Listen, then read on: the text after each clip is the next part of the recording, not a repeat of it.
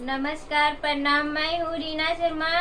मैं एक लावा भुंजाई गीत गाने जा रही हूँ। पसंद आए तो सब्सक्राइब जरूर कीजिएगा और मुझे उम्मीद है कि आप सभी को जरूर पसंद आएगी। लावा भुंजाई के समय पाहुन के कैसे गाड़ी दिया जाता है, आइए सुनाते हैं।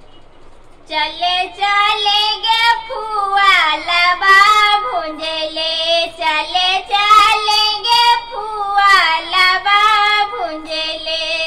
तोरा देव लहंगा चोली फूफक देवई गदहा उनका लंड धरले। चले चलेंगे फुआ लावा भुंजले, चले चलेंगे फुआ लावा भुंजले।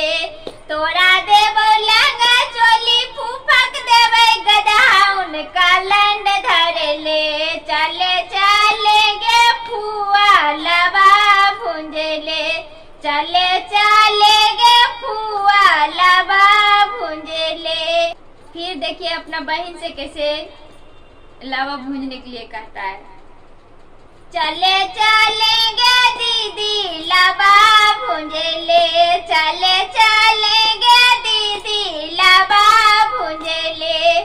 तोरा देवो साड़ी कुर्ता झिझक देवै वो तू बहिन फरले। चले चलेंगे दीदी लावा भुंजले, चले चलेंगे दीदी लावा भुंजले, चले चलेंगे दीदी लावा भुंजले।